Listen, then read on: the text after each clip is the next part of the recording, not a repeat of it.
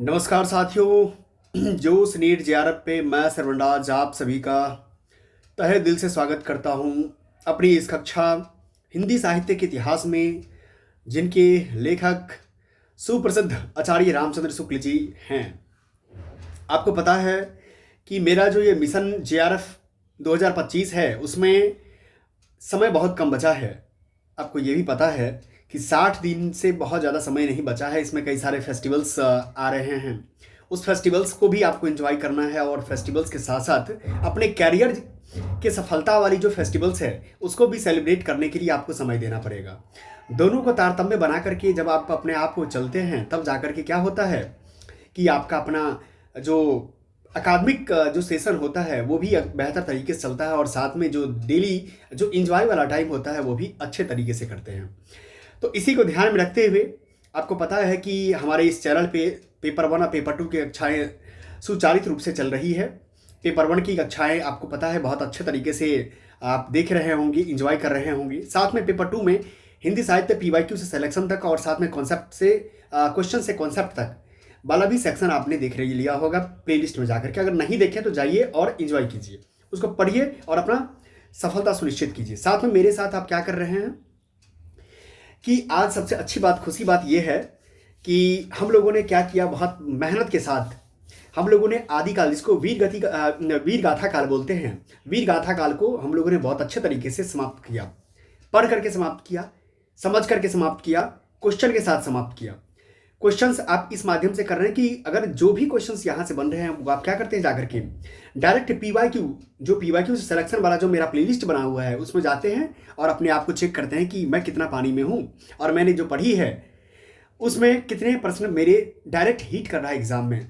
वो direct PYQ होता है क्योंकि सबसे बेहतर में मेरा मानना है, व्यक्तिगत अनुभव, कि आपको जो पेपर में आया हुआ प्रश्न है वही आपको अपना सही चीज़ें बता पाता है।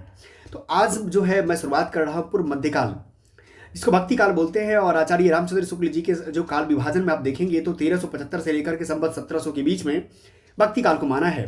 इसमें सामान्य परिचय आज हम लोग देखेंगे। मैं फिर बता दूंगा आपको, जब जाएंगे जोश नीट जेआरएफ के चैनल पे और आप कहीं भी गूगल पे जाकर के सर्च कर लेंगे, यूट्यूब पे जाके सर्च करेंगे जोश नीट जेआरएफ हिंदी साहित्य का इतिहास आचार्य रामचंद्र शुक्ल, तो आपको ऑलरेडी आ जाएगा। अब देख रहे हैं कि ये मेरे साथ आप कर रहे हैं। भूमिका और काल विभाजन के साथ मेरा ये चैप्टर शुरू हुआ था और कुल मिलाकर के आपको एक एक करके जो है इस यहाँ पर मिल जाता है। ठीक है। साथ में आप जानते हैं हिंदी साहित्य का इतिहास आचार्य रामचंद्र शुक्ल के शब्दों में बड़े इंजॉय और बड़े जोशीले अंदाज में हम लोग पढ़ने की कोशिश करते हैं। कहीं से लगता है कि क्लास में रूबरू हम लोग लाइव देख रहे हैं चीज़ों को। इस तरीके से आप जब जाएंगे तो इस तरीके से प्लेलिस्ट पर जा करके, ठीक है, प्लेलिस्ट में जाएंगे। प्लेलिस्ट में जाने के बाद हिंदी साहित्य चंद्रशेखर सर हैं, चंद्रशेखर सर के द्वारा जो है ली जा रही है। ठीक है। भाषा और साहित्य का वस्तुनिष्ठ इतिहास का संपूर्ण विश्लेषण और बहुत ही क्रिस्पी वे में आपको बताया जा रहा है कॉन्सेप्ट टॉक में, और यूनिट 1 से लेकर 10 तक। आप जानते हैं पेपर 1 का जो पार्ट है, जो टीचिंग एप्टीट्यूड रिसर्च एप्टीट्यूड वाला पार्ट है, वो मैं ले रहा हूँ, आपको पता ही होगा। रिवीजन बैच चल रही है, मैम पढ़ा रही है गायत्री मैम, जो आपको पता है कि जो पीवाईक्यू से सिलेक्शन तक का जो सेशन ले रही है। ठीक है। और इसी तरीके से आपका क्लासेस क्या है, रेगुलर वे में चल रहा है। अब मैं काल विभाजन के लिए जब बात करेंगे तो काल विभाजन में आपने देख ही लिया था कि हम लोगों ने क्या किया है। पहला जो है आदिकाल, जिसको वीर गाथा काल बोलते हैं, 1050 से लेकर 1375 के बीच में हम लोगों ने बहुत अच्छे तरीके से क्या किया, इसको कंप्लीट किया है। अब हम दूसरे चरण में प्रवेश करते हैं, पूर्व मध्यकाल, जिसको भक्ति काल बोलते हैं, जिसका संबंध क्या है 1375 से लेकर 1700 के बीच में। आप लोग, मैं कहता हूं ना कि आप लोग इसको रट लो, क्योंकि रटने के सिवाय इसका कोई चारा नहीं है। जब रट लेंगे ना तो आप कभी भी पूछा जाएगा एग्जाम में तो आप बेहतर तरीके से जवाब दे पाएंगे। ठीक है। अब हम शुरुआत करते हैं आपका अपना क्लास, जिसको बोलते हैं पूर्व मध्यकाल अर्थात भक्ति काल संवत। इसमें जब पूर्व मध्यकाल की बात आता है भक्ति काल का, तो प्रकरण 1 में सामान्य परिचय की बात आती है। अब मैं आपको एक एक बात बता रहा हूं, जो प्रश्न में आएंगे आपके एग्जाम के दृष्टिकोण से उसको हम लोग पढ़ने की कोशिश करेंगे। देश में मुसलमानों का राज्य प्रतिष्ठित हो जाने पर हिंदू जनता के हृदय में, क्योंकि संवत याद रखिएगा 1375 से स्टार्ट हो रहा है, यानी 1375 से स्टार्ट होने का मतलब ही होता है कि भक्ति काल शुरुआत हो गई है। इसमें ज्ञान निर्गुण और सगुण दोनों बात आएगा, ज्ञान मार्गी भी आएगा और प्रेम मार्गी भी आएगा। तो यहाँ पर चीज़ें बनेगा, हिंदू मुसलमान का एक दम पैरेलल चीज़ चलने, इसमें डोमिनेंट के तौर पे भी कुछ जगह नजर आएगा आपको। तो यहाँ कहा रहा है कि देश में मुसलमानों का राज्य प्रतिष्ठित हो जाने पर हिंदू जनता के हृदय में गौरव, गर्व और उत्साह के लिए वो अवकाश न रह गया। उसके सामने ही उसके देव मंदिर गिराए जाते थे। वर्तमान में आप देखे होंगे, यदा कदा कई सारे आपको जगहों पर सुनने को मिलता होगा कि हिंदू मंदिरों को, शिवालयों को तोड़ करके वहां पर मस्जिद बनाया जाता था। ठीक है, कई जगह इसके प्रमाण सच भी है, सुप्रीम कोर्ट के निर्णय भी इस तरह से आते हैं। ठीक है, तो इसी प्रकार कहा जाता है कि देव मूर्ति, और होता भी है, सच पूछिए तो ये होता भी है। कहावत है ना, जिसकी लाठी उसकी, जो भैंस वाली बात होती है कि अगर आपके पास ताकत है तो आप क्या करते हैं, उसको, वो चीज़ों को बंद करते हैं। तो देव मूर्तियाँ तोड़ी जाती थी, पूज्य पुरुषों का अपमान होता था और वे कुछ नहीं कर सकते थे। क्यों? क्योंकि उसके पास ताकत नहीं थी। वो ताकत जिसके पास रहता है वही कुछ कर पाता है। ऐसी दशा में अपनी वीरता के गीत ना गाएं तो वीरता के गीत न तो वे गा सकते थे और न बिना लज्जित हुए सुन सकते थे। आगे चलकर जब मुस्लिम साम्राज्य दूर तक स्थापित हो गया तब परस्पर लड़ने वाले स्वतंत्र राज्य भी नहीं रह गए। इतने भारी राजनीतिक उलटफेर के पीछे हिंदू जन समुदाय का बहुत दिनों तक उदासी सी छाई रही। अपने पौरों से हताश जाति के लिए भगवान की शक्ति और करुणा की ओर ध्यान ले जाने के लिए अतिरिक्त दूसरा मार्ग ही क्या था। स्वाभाविक बात है, आज भी देख रहे हैं कि जब आपको लगता होगा कि असफलताएं जब आपके नज़र के सामने से गुजर रही होती है तो आप क्या करते हैं, मंदिर चले जाते हैं, मस्जिद चले जाते हैं, गुरुद्वारा चले जाते हैं। आपको लगता है कि वहाँ जाने से मुझे शांति मिलेगी और मुझे सफलता का कुछ ना कुछ एक उक्ति सूझेगा, एक उपाय सूझेगा और उस उपाय के मार्ग पर मैं चलूँगा और मुझे सफलता मिल जाएगी। ये होता भी है। किसी घटना को आप देखते होंगे कि उसको पौराणिक अलौकिक बातों से जोड़ करके देखा जाता है। यह तो हुई राजनीतिक परिस्थितियाँ। अब धार्मिक स्थिति देखिए, आदिकाल के अंतर्गत यह दिखाया जा चुका है कि कुछ किस प्रकार ब्रजयानी सिद्ध कपालिक आदि देश के पूर्वी भागों में और ज्ञातपंथी जोगी पश्चिमी रास्तों भागों में रमते चले जा रहे थे। रमते चले जाने का मतलब क्या, उधर की ओर आगे बढ़ रहे थे। क्योंकि सीधी सी बात है, अगर आपके अपने देश में, अपने साम्राज्य में, अपनी जगहों पे अगर आपको सम्मान नहीं मिल रहा है, आपको कुंठित होना पड़ रहा है, तो आप क्या करेंगे, वहां से जगह छोड़ देता है। इसी बात से इसका अनुमान हो सकता है कि सामान्य जनता की धर्म भावना कितनी दबती जा रही थी, उसका हृदय धर्म से कितनी दूर हटता चला जा रहा था। धर्म का प्रवाह कर्म, ज्ञान, भक्ति, इन तीनों धाराओं में चलता है।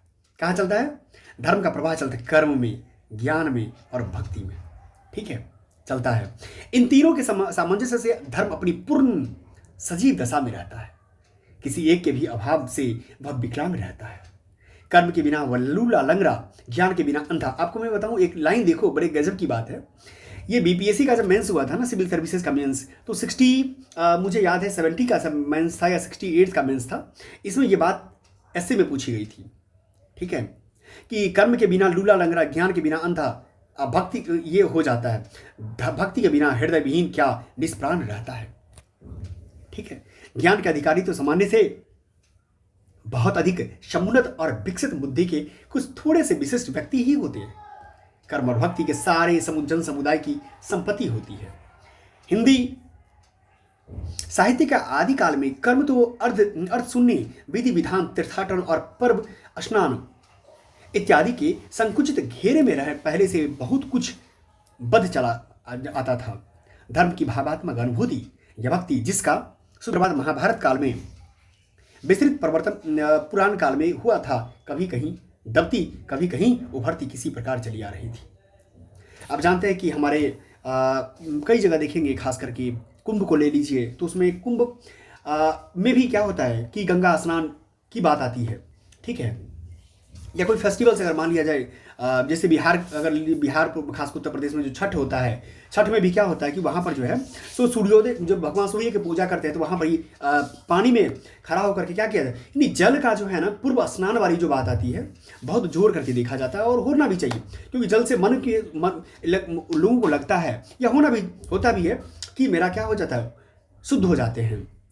अर्थ शून्य बाहरी विधि विधान, तीर्थाटन, पर्व स्नान आदि की निसरता का संस्कार फैलाने का जो कार्य ब्रजयानी सिद्धों और नाथपंथी जोगियों के द्वारा हुआ, उसका उल्लेख हो चुका है। आपने इन दोनों का उल्लेख कहाँ देख लिया है? आपने देख लिया यूनिट 1, जो हम लोगों ने देखा था किसमें, जो वीर गाथा काल था, आदिकाल जिसको कहते हैं, उस बारे में देखा है।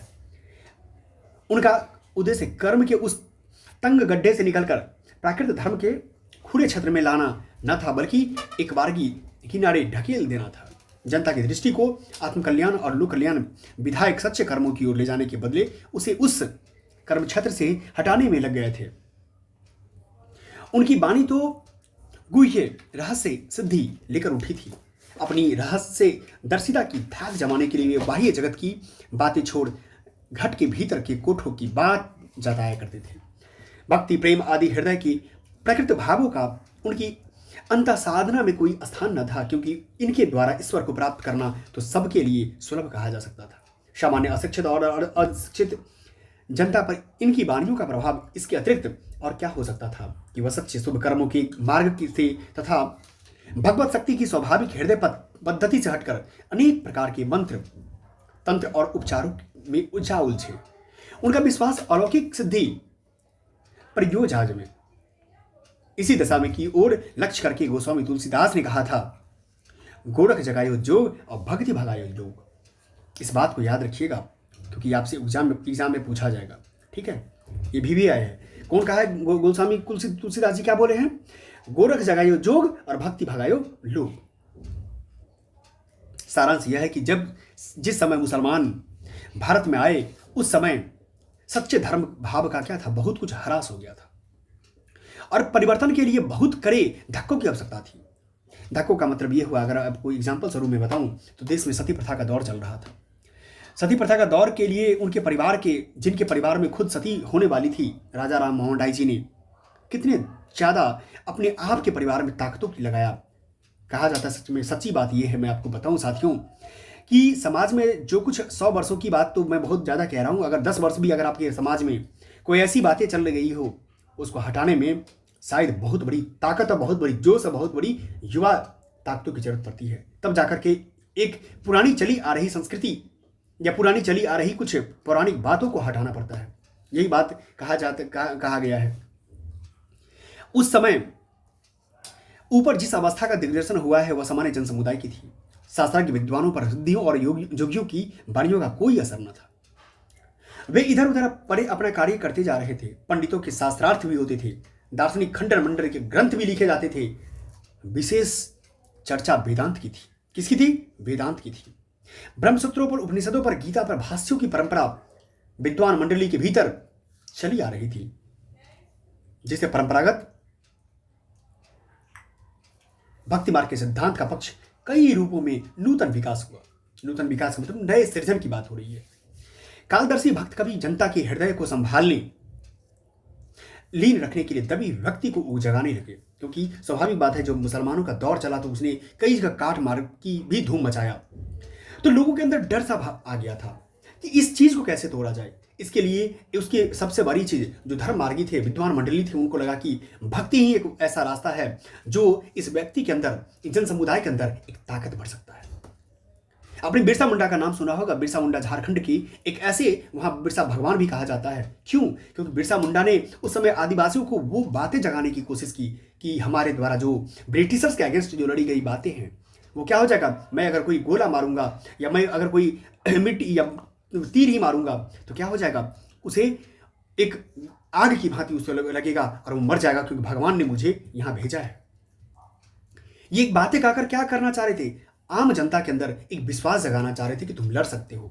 बात वही एक विद्वान मंडली का भी था। कर्मता भक्ति का प्रवाह ऐसा विकसित और प्रबल होता गया कि उसकी लपेट में केवल हिंदू जनता ही नहीं, देश में बसने वाले सहृदय मुसलमानों में भी न जाने कितने आ गए थे।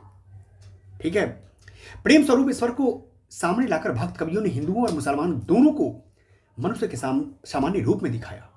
किसको दिखाया? मनुष्य को सामान्य रूप में दिखाया और भेदभाव के दृश्यों को हटाकर पीछे कर दिया। भक्ति की जो सोता दक्षिण की ओर से धीरे धीरे उत्तर की ओर पहले ही आ रहा था, उसी राजनीतिक परिवर्तन के कारण शून्य पड़ते हुए जनता के हृदय क्षेत्र में भक्ति कहां से कहां आया है? भक्ति उत्तर में नहीं था, याद रखना। फिर अब उत्तर से दक्षिण से उत्तर की ओर आया है भक्ति। ठीक है, फैलने का पूरा स्थान मिला। रामानुजाचार्य जो आप देख रहे हैं यहाँ, रामानुजाचार्य का टाइम पीरियड याद रखिए। रामानुज आचार्य संवत 1073 ने शास्त्रीय पद्धति से जिस सगुण भक्ति का निरूपण, सगुण भक्ति का शुरुआत कौन किया? रामानुज आचार्य। ठीक है, इसको याद लिख लेना। उसकी ओर जनता आकर्षित होती चली आ रही थी। गुजरात में स्वामी माधवाचार्य, गुजरात में स्वामी माधवाचार्य, ये भी याद रखना, स्वामी माधवाचार्य का टाइम पीरियड, और कहाँ के रहने वाले हैं, गुजरात के, ने अपनी द्वैत वेदादी वैष्णव संप्रदाय, क्या है द्वैत वेदाती होता है ना, अद्वैतवाद जो शंकराचार्य का है, द्वैतवादी माधवाचार्य का है, ये वैष्णव संप्रदाय, द्वैतवादी हो गया और वैष्णव संप्रदाय चलाया था, जिसके बहुत लोग झुके। देश के पूर्वी भाग में जयदेव की कृष्ण प्रेम संगीत की गुंज चली आ रही थी। कहाँ पर, पूर्वी भाग, देश के पूर्वी भाग में, जहाँ कह सकते हैं कि जयदेव की बिहार बंगाल असम की बात हो रही है, कृष्ण भक्ति, जिसके सुर में मिथिला की कोकिल विद्यापति ने अपना सुर मिलाया था, जयदेव के सुर में ही, क्योंकि मिथिला को जो विद्यापति है, मिथिला के कोकिल, उसको भी बिहार बंगाल से ही जोड़ के देखा जाता है। ठीक है, उत्तर या मध्य भारत में एक और तो ईसा की 15वीं शताब्दी में रामानुजाचार्य की शिष्य परंपरा में स्वामी रामानंद जी भी हुए, जिन्होंने, क्या नाम है, स्वामी रामानंद जी किसका शिष्य है, ये रामानुजाचार्य के शिष्य हैं। और दक्षिण से उत्तर की ओर भक्ति का सबसे पहला शुरुआत किसने किया, ये शुरुआत करने वाले कौन थे, रामानुजाचार्य। और यहाँ जब आगे उत्तर में तो उनका एक शिष्य मिला जिसका नाम क्या, स्वामी रामानंद थी, जिन्होंने विष्णु के अवतार राम की उपासना पर जोर दिया। किसका नाम दिया, विष्णु के अवतार राम की उपासना।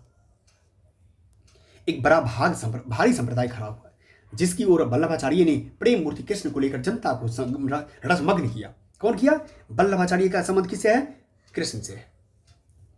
इस प्रकार राम उपासक और कृष्ण, राम के उपासक और कृष्ण के उपासक भक्तों की परंपराएं चली, जिनमें आगे चलकर हिंदी काव्य को प्रौढ़ता पर पहुंचाने वाले जगमगाते रत्नों का विकास हुआ। भक्तों ने ब्रह्म के सत्य और आनंद, जिसको सच्चिदानंद बोलते हैं, ब्रह्म के सत्य और आनंद का स्वरूप का साक्षात्कार राम और कृष्ण के रूप में इस बाह्य जगत के व्यक्त के क्षेत्र में किया। इसका नाम क्या था, सच्चिदानंद के तौर पे राम और कृष्ण, राम और कृष्ण। अब आता था कि एक और तो प्राचीन सगुन उपासना का एक काव्य छत्र तैयार हुआ, दूसरी ओर मुसलमानों के बस जाने से देश में जो नई परिस्थिति उत्पन्न हुई थी, उसकी दृष्टि से हिंदू मुसलमान दोनों के लिए एक सामान्य भक्ति मार्ग का विकास होने लगा। क्या होने लगा, सामान्य भक्ति मार्ग का विकास होने लगा। उसके विकास के लिए किस प्रकार वीर गाथा काल ही में ही सिद्ध, अभी आपने देखा ही है, वीर गाथा काल में ही क्या था, सिद्ध और नाथपंथी जोगियों के द्वारा मार्ग निकाला जा चुका था। यह दिखाया जा चुका था कि ब्रजयान के अनुयायी अधिकतर नीची जाति के थे। बद्रयान किसका था, बौद्ध मार्ग, बौद्ध शाखा का था, यानी बौद्ध धर्म का था। और उसमें कहा जाता है कि उसमें भी बद्रयान के अनुयायी जो थे अधिकतर नीची जाति के थे, अतः जाति पाति की व्यवस्था से उसका असंतोष स्वाभाविक था। नाथ संप्रदाय में भी शास्त्रज्ञ विद्वान नहीं आते थे। जो अभी नाथ संप्रदाय में ही गोरखनाथ के शिष्य हैं, कौन, आदित्य योगीनाथ, जो उत्तर प्रदेश के क्या है, मुख्यमंत्री जी। इस संप्रदाय के कनफट, अच्छा एक बताओ, आपने गौर किया कि जो हमारे मुख्यमंत्री जी हैं उत्तर प्रदेश के, योगी आदित्यनाथ जी, उसमें नाथ संप्रदाय में जो गोरखनाथ होते थे परंपरा के, उसमें कनफट कहा जाता था। कनफट का मतलब होता है कि कान में बहुत बड़े बड़े बाली पहनना, और सच में बाली अभी भी पहना जाता है और कान फटा होता है। कनफट रमते जोगी घट के भीतर के चक्रों, सहस्त्रदल, कमल, इला, पिंगला, नारियों इत्यादि की ओर संकेत करने वाले ब्रह्म रहस्यमयी बाणियां सुनाकर, करामात दिखाकर अपनी सिद्धाई की धाक जनता, सामान्य जनता तक जमाए हुए रहते थे। ठीक है, जो तंत्र मार्गी भी कह सकते हैं कुछ कुल मिलाकर के। वे लोगों को ऐसे बातें सुनाते थे कि वेद शास्त्र पढ़ने से क्या होता है। क्या बोलते थे, वेद शास्त्र पढ़ने से क्या होता है, बाहरी पूजा अर्चा की विधियां व्यर्थ है, ईश्वर तो प्रत्येक घट घट के भीतर है। क्या बोलते थे, ईश्वर तो प्रत्येक घट के भीतर है, घट मतलब प्रत्येक शरीर में है, अंतर्मुख साधनाओं से ही वो प्राप्त हो सकता है। क्या बोलते थे, अंतर्मुख साधनाओं से ही प्राप्त हो सकता है। हिंदू मुसलमान दोनों एक है। क्या बोलते थे, हिंदू मुसलमान दोनों एक है, दोनों के लिए शुद्ध साधना का मार्ग भी एक है, जाति पाति के भेद व्यर्थ खड़े किए गए इत्यादि। वो कुछ मुसलमान भी आ गए थे, क्योंकि मुसलमान जिस प्रकार आप हिंदू में देखते हैं ऊंची नीची, उसी प्रकार मुसलमान में भी तो ऊंची नीची है, हर जगह है। अब आता तक भक्ति का आंदोलन की जो लहर दक्षिण की ओर आई, उसी ने उत्तर भारत की परिस्थिति के अनुरूप हिंदू मुसलमान दोनों के लिए एक सामान्य भक्ति मार्ग की भावना कुछ लोगों में जगाई थी। स्वाभाविक बात है, भक्ति मार्ग की भावना जब जगेगा तब आपके अंदर उत्साह आता है कि चलो, अभी देखो मैं बता रहा हूँ, राम नाम के, अगर राम की बात करो, राम मार्गी और कृष्ण भक्ति की मार्ग, अभी आप मथुरा चले जाओ, मथुरा में कृष्ण भक्ति के मार्ग को, कृष्ण को मानने वाले असंख्य लोग मिल जाएंगे, करोड़ों लोग मिल जाएंगे। उसी प्रकार आप देखिए कि जब राम मंदिर बनी है अयोध्या में, तो वहाँ पर अभी आया था एक डेटा में कि सबसे ज़्यादा भारत में टूरिस्ट जो है कलेक्शन हुआ है देश से भी और विदेश से भी, वो अयोध्या उत्तर प्रदेश में हुआ है राम मंदिर का दर्शन करने के लिए। तो यही बात है, हृदय पक्ष शून्य सामान्यता अंतर साधना का मार्ग निकालने का प्रयत्न नाथपंथी कर चुके थे। ठीक है, पर रागात्मक तत्व के रहित साधना से ही मनुष्य की आत्मा तृप्त नहीं हो सकती। महाराष्ट्र की जब बात करेंगे तो देश के प्रसिद्ध भक्त, क्या नाम है, नामदेव, क्या नाम है, नामदेव। कहां, महाराष्ट्र में नामदेव, जिसका सॉरी टाइम पीरियड याद रखिए, 1028 से लेकर 1408 के बीच में हिंदू मुसलमान दोनों के लिए एक सामान्य भक्ति मार्ग का भी आभास था। क्या था?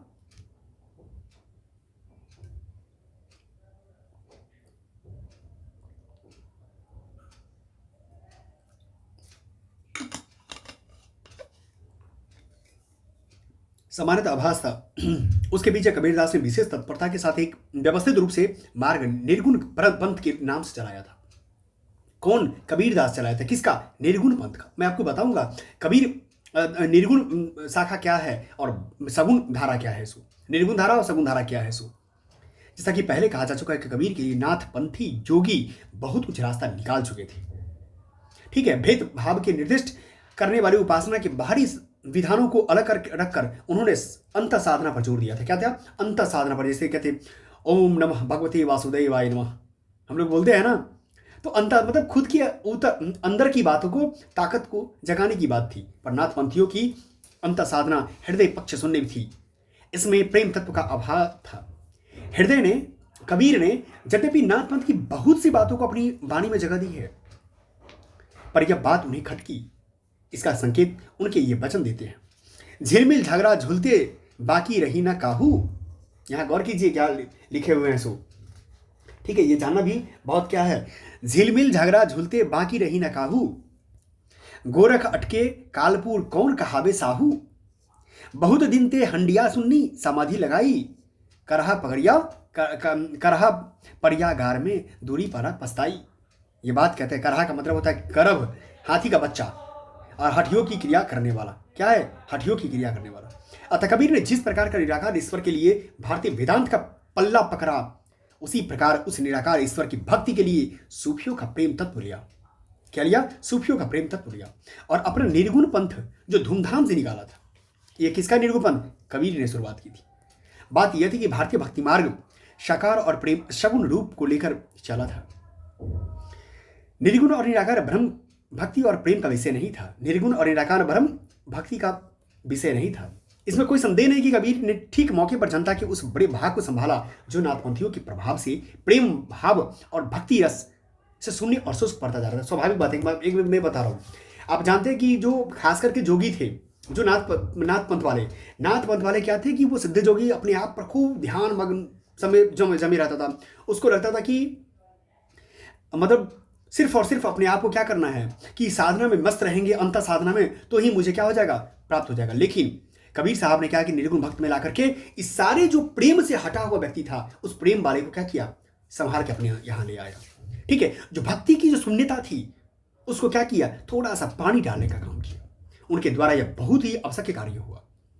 इसके साथ ही मनुष्यत्व की सामान्य भावना को आगे करके निम्न श्रेणी की जनता में उन्होंने आत्मगौरव का भाव जगाया और भक्ति के ऊंचे से ऊंचे सोपान की ओर बढ़ने के लिए बढ़ावा दिया। उनका निर्गुण पंथ चल निकला, जिसमें नानक, क्या क्या नाम है निर्गुण पंथ में, नानक, दादू दयाल, मरुकदास आदि इनके संत हुए थे। अब याद रखना है क्या क्या है, गुरु नानक, दादू दयाल और मरुकदास आदि इनके निर्गुण पंथ के ही संत थे। कबीर तथा अन्य निर्गुण पंथी संतों के द्वारा अंत साधना की रगात्मकता, भक्ति और ज्ञान का योग तो हुआ, पर कर्म की दशा वही रही जो नाथपंथियों की यहाँ थी, क्योंकि कर्म की साधना वही थी जो नाथपंथियों थे। इन संतों के ईश्वर ज्ञान स्वरूप और प्रेम स्वरूप ही रहे, धर्म स्वरूप ना हो पाए। ईश्वर के धर्म स्वरूप को लेकर, उस स्वरूप को लेकर जिसकी रमणीय अभिव्यक्ति लोक की रक्षा और रंजन में होती है, प्राचीन वैष्णव भक्ति मार्ग की राम भक्ति शाखा उठी। एक तरफ क्या हो गया, एक सगुण हो गया, एक निर्गुण हो गया।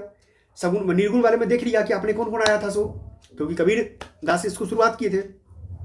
और उसी में रामानंदी जो थे, रामानंदी शाखा के रामानंद जो थे, अच्छा वो राम भक्ति शाखा को उठाए, कृष्ण भक्ति शाखा को भी लेकर के सूरदास जी चल बसे आगे।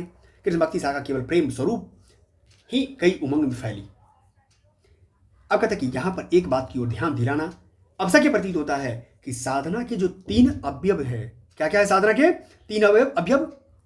कर्म, ज्ञान और भक्ति। क्या है? कर्म, ज्ञान और भक्ति कहे गए। वे सब काल पाकर दोषग्रस्त हो गए। कर्म जो है अर्थ शून्य विधि विधानों से निकम्मा हो सकता है। ज्ञान रहस्य और गुह्य की भावना से पाखंडपूर्ण हो सकता है। और भक्ति इंद्रियोपभोग की वासना से कलुषित हो सकती है। भक्ति की निष्पत्ति श्रद्धा और प्रेम के योग से होती है। जहां श्रद्धा या पूज्य बुद्धि का अवयव जिसका लगाव धर्म से होता है छोड़कर प्रेम लक्षणा भक्ति की ओर ले जाएगी, जहां वह अवश्य विलासिता से ग्रस्त हो जाएगी। ठीक है। अब कहते इस दृष्टि से यदि हम देखें तो कबीर एक का क्या है? ज्ञान पक्ष तो रहस्य और गुह्य की भावना से विकृत मिलेगा। क्या मिलेगा कबीर? विकृत मिलेगा। सूफियों से जो प्रेम तत्व उन्होंने लिया, क्योंकि सूफी तो प्रेम मार्गी था, क्योंकि उसके लिए तो प्रेम केंद्र में था मुसलमानों में। ठीक है, उस समय का जो दौर बनाया था सो वह सूफियों के यहाँ सारी चाहे काम वासना ग्रस्त हुआ हो पर निर्गुण पंथ में अविकृत रहा। यह निसंदेह प्रसन्नता की बात है। वैष्णवों की कृष्ण भक्ति शाखा ने न केवल प्रेम लक्षण भक्ति ली, फल यह हुआ कि उसने अश्लील विलासिता की प्रवृत्ति जगाई। क्या जगाई? अश्लील विलासिता की प्रवृत्ति जगाई। राम भक्ति शाखा में भक्ति सर्वांगन पूर्ण रही, इससे वह विकृत न हो पाई। तुलसी की जो है भक्ति पद्धति में कर्म, धर्म, ज्ञान का पूरा सामंजस्य और समन्वय रहा। किसका? तुलसीदास की। इधर आजकल अलबत्ता कुछ लोगों ने कृष्ण भक्ति शाखा के अनुकरण पर उसमें भी माधुर्य भाव का गुह्य रहस्य घुसाने का क्या किया? उपयोग किया, जिससे सखी संप्रदाय निकल पड़े। क्या निकल पड़े? सखी संप्रदाय निकल पड़े और राम की भी तिरछी चितवन और बाकी अदा के गीत गाए जाने लगे। ये सामान्य जो है क्या है? ये सामान्य जो है भक्ति मार्ग एकस्वरवाद का क्या है? एकस्वरवाद के निश्चित स्वरूप को लेकर खड़ा हुआ है, जो कभी ब्रह्मवाद क्या है? कभी ब्रह्मवाद में जो है ब्रह्मवाद की ओर ढलता था, कभी पैगंबरी खुदावाद की ओर। यह निर्गुण पंथ के नाम से प्रसिद्ध हुआ। इसकी ओर ले जाने वाली सबसे पहली प्रवृत्ति जो लक्षित हुई वो ऊंच नीच और जाति पाति के भाव का त्याग और ईश्वर की भक्ति के लिए मनुष्य मात्र के समान अधिकार का स्वीकार था। इस भाव का सूत्रपात भक्ति मार्ग के भीतर महाराष्ट्र और मध्य प्रदेश के नामदेव और रामानंद क्या है? महाराष्ट्र के कहा महाराष्ट्र में कौन थे? नामदेव थे। मध्य प्रदेश रामानंद जी के द्वारा हुआ। महाराष्ट्र देश में नामदेव का जन्मकाल कब है? 1192 और मृत्यु कब हुआ था? 1272 जो संवत में है। ठीक है। ये दक्षिण के सतारा जिले, सतारा कहाँ है? वो भी तो महाराष्ट्र में है। दक्षिण के नरुसिब मणि क्या है? दक्षिण के नीरू मणि सतारा जिले के दर्जी थे। अब ये भी याद रखना, कभी भी कभार क्या होता है ये प्रश्न इस तरीके से ये कौन थे? तो दर्जी जाति के थे। पीछे पंढरपुर के, ये भी महाराष्ट्र में ही है, पंढरपुर के विठोबा महाराज कौन थे? पंढरपुर के विठोबा भगवान विष्णु के मंदिर में भगवत जन करते हुए अपना दिन बिताते गए। कौन है विठोबा? भगवान विठल बाबा जिसको बोलते विठल बाबा, पंढरपुर के। महाराष्ट्र के भक्तों में नामदेव का नाम सबसे पहले आता है। मराठी भाषा के अभंगों में, मराठी भाषा क्या? अभंगों के अतिरिक्त इनकी हिंदी रचनाएं भी प्रचुर परिमाण में मिलती है। इन हिंदी रचनाओं में एक विशेष बात यह पाई जाती है कि कुछ तो शगुन उपासन के विशेष संबंध रखती थी और कुछ निर्गुण उपासन से। सगुन धारा और निर्गुण धारा, इसके समाधान के लिए इनके समय की परिस्थिति की ओर ध्यान देना आवश्यक है। आदिकाल के अंतर्गत यह कहा जा चुका है कि मुसलमानों के आने पर पठानों के समय में गोरखपंथी जोगियों का देश में बहुत प्रभाव था। नामदेव के ही समय में प्रसिद्ध जो योगी ज्ञानदेव हुआ। क्या है? ज्ञानदेव हुए, जिन्होंने अपने से गोरख को शिष्य परंपरा बताया था। क्या बताया? गोरख की शिष्य परंपरा में बताया था। ज्ञानदेव का परलोकवास बहुत थोड़ी अवस्था में ही हुआ, पर नामदेव उनके उपरांत बहुत दिनों तक जीवित रहे। नामदेव सीधे साधे सगुन भक्ति मार्ग पर चले जा रहे थे, पर पीछे उस नाथ पंथ के प्रभाव के भीतर भी चले आए, जो अंतर्मुख साधना द्वारा सर्वव्यापक निर्गुण ब्रह्म के साक्षात्कार को भी मोक्ष का मार्ग मानता था। कौन थे लाने वाले? ज्ञानदेव। कौन थे? ज्ञानदेव। एक बार जो की बात है, ज्ञानदेव इन्हें साथ लेकर तीर्थ यात्रा निकले। क्या निकले? इन्हें लेकर तीर्थ यात्रा निकले। ठीक है। मार्ग में ये अपने प्रिय विग्रह जो विठोबा, अभी जस्ट मैंने पढ़ा है पंढरपुर का विठोबा महाराज भगवान विष्णु का, वियोग से व्याकुल करता रहा। ज्ञानदेव इन्हें बराबर समझाते थे कि भगवान क्या एक ही जगह है, वे सर्वत्र हैं, सर्वव्यापक है। स्वाभाविक बात है, भगवान के बारे में तो हम लोग यही जानते हैं कि सब भगवान क्या है, सब जगह व्याप्त है। यह मोह छोड़ो, तुम्हारी भक्ति अभी एकांगी है। जब तक निर्गुण पक्ष की भी अनुभूति तुम्हें न होगी तब तक तुम पक्के न होगी। ज्ञानदेव की बहन मुक्ताबाई, ज्ञानदेव की कौन है बहन, मुक्ताबाई के कहने पर एक दिन संत परीक्षा हुई। जिस गांव में यह संत मंडली उतरी थी उसमें एक कुम्हार भी था। क्या था, कुम्हार रहता था। मंडली के सब संत चुपचाप बैठ गए। कुम्हार घड़ा पीटना लेकर सब सिर पर जमाने लगा। चोट पर चोट खाकर भी कोई विचलित न हुआ, पर जब नामदेव की ओर बढ़ा तब वे बिगड़ खड़े हुए। इस पर वह कुम्हार बोला, नामदेव को छोड़ सब घड़े पक्के हैं। क्या बोला था, नाम सोच के देखो कि कुम्हार पीटना से पीट रहा है और कहता है कि नामदेव को छोड़ सब घड़े पक्के हैं। नहीं, जो पीटने वाली बात सह लिया वो पक्का हो गया, जो नहीं सहा वो क्या हो गया, कच्चा हो गया। बेचारा नामदेव कच्चे घड़े ठहराए गए। ठीक है, इस कथा से यह स्पष्ट लक्षित हो जाता है कि नामदेव को नाथ पंथ के योग मार्ग की ओर प्रवृत्त करने के लिए ज्ञानदेव की ओर से तरह तरह के प्रयत्न होते रहे। सिद्ध और योगी निरंतर अभ्यास द्वारा अपने शरीर को विलक्षण बना लेते थे। खोपड़ी पर चोटें खाकर उसे पक्की करना उसके लिए कठिन बात न थी। सो माय गॉड, सोच के देखो कैसा कैसा बात है कि कहता है कि खोपड़ी पर यानी इस पर जो है चोटे खा करके पक्की बना लेना उनके लिए कठिन नहीं था, क्योंकि अभी मैंने कहा ना, सिद्ध और योगी यही करते थे, कुछ सिद्ध प्राप्त करने का कठिन से कठिन योगाभ्यास करते थे। अब भी एक प्रकार के मुसलमान फकीर अपने शरीर पर जोर जोर से डंडे जमाकर भिक्षा मांगते हैं। अभी आपको एक बात और मैं बता रहा हूँ साथी, आपको देखा होगा आपने कि गली मोहल्ले में जो है सो रोड शरीर पर ऐसे चंबुक मारने वाला जो है कुछ लोग मिलेगा आपको, और मारेगा, और मारने के बाद क्या करेगा, आपसे कुछ मांग करता है या कुछ भिक्षा मांग करता है। लेकिन दरअसल मैं उसके पीछे साइंटिफिक लॉज बता रहा हूँ आपको। वो कपड़े का बना होता है और वो क्या होता है कि अपने में टकराने की वजह से आवाज आता है। वो शरीर रियल में क्या चोट लगता नहीं है उससे। ठीक है, तो ये बात भी ध्यान देना, क्योंकि देखो लॉजिकल, देखो मैं फिर बता रहा हूँ आपको, ज्ञान ग्रहण का एक ही मतलब है, आप तार्किक बनो, अंधभक्ति मत करो, किसी की अंधभक्ति मत करो। अगर कोई कह रहा है कि ये करने से ये होता है तो मत, ऐसा मत सोचो, कभी जांचने की कोशिश करो, परखो। ज्ञान इसीलिए ग्रहण करो। ज्ञान करने का मतलब ये नहीं है कि कुतर्क करना, ज्ञान ग्रहण करने का मतलब है कि तर्क करना। तर्क जिस दिन आप करना सीख गए, सही और गलत के बीच में फासला निकालना सीख गया, यही सच में ज्ञान ग्रहण करने का औचित्य होता है, उद्देश्य होता है। अब चलते हैं आगे। नामदेव किसी गुरु से दीक्षा लेकर अपनी सगुण भक्ति में प्रवृत्त नहीं हुए। क्या हुए, सगुण भक्ति में प्रवृत्त नहीं हुए। ठीक है, अपने ही हृदय की स्वाभाविक प्रेरणा से हुए थे। ज्ञानदेव बराबर उन्हें बिनु गुरु होई न ज्ञान, यहां कहते थे ज्ञानदेव क्या कहते थे, बिनु गुरु, क्योंकि नामदेव तो ऑलरेडी गया नहीं किसी के पास, और ज्ञानदेव बराबर कहते थे कि बिनु गुरु क्या होई न ज्ञान समझाते रहते थे। संतों के बीच में निर्गुण ब्रह्म के संबंध में जो कुछ कहा सुना जाता है और इस पर प्राप्ति की जो साधना बताई जाती है वह किसी गुरु की सिखाई होती है।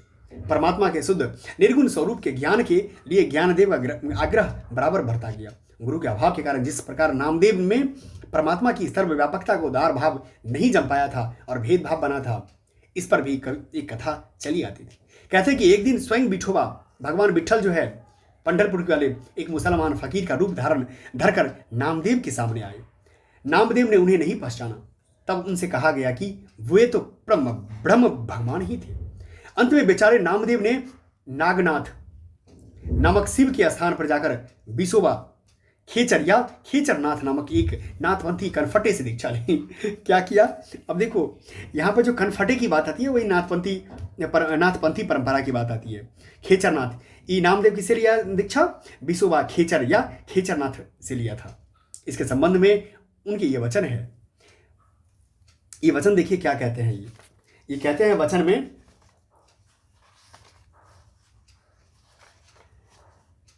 ये वचन कहते हैं क्या कि मन हुई सुई तन मेरा धागा, मन हुई सुई मन मेरा तन मेरा धागा, खेचर जी के चरण पर नामा सीपी लगा। क्या कहता है, खेचर जी के मन पर नामा सीपी लगा। सुफल जन्म मोको गुरु कीना, सुफल जन्म मोको गुरु कीना, दुख विसार सुख अंतर दीना।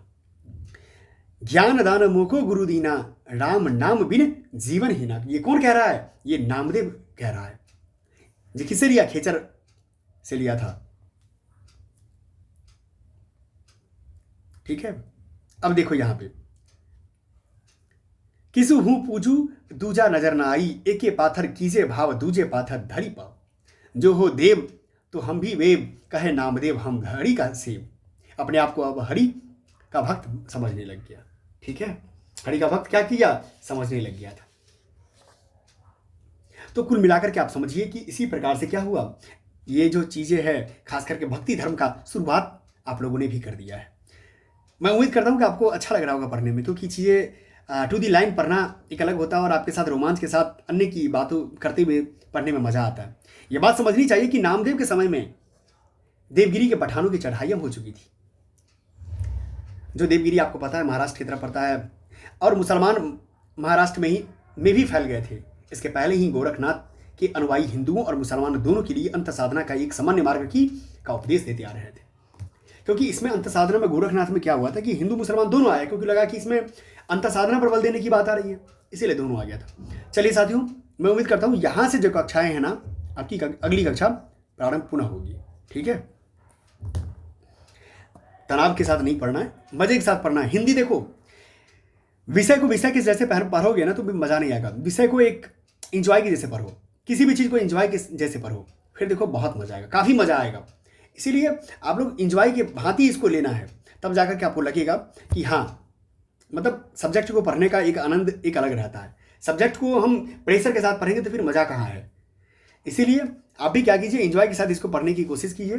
ठीक है, चलिए, बेस्ट ऑफ लक, मन से पढ़िए। पेपर 1 पेपर 2 हिंदी साहित्य का इतिहास आप मेरे साथ अभी देख रहे हैं, फिर आपको ये भी पढ़ना है, पेपर 1 भी देखना है मेरे साथ। तो पेपर 1 को जाकर देख लीजिए आप। पेपर 1 में यूनिट 1 और यूनिट 2 कंप्लीट हो चुका है। ठीक है, तो यूनिट 1 यूनिट 2 बहुत ही फ्री हैंड लेक्चर है, बहुत ही इंजॉयबल है। जाइए, आपको नोट्स बनाने की जरूरत नहीं पड़ेगा, एकदम से नोट्स बनाया मिल रहा है डिफरेंट कलर का।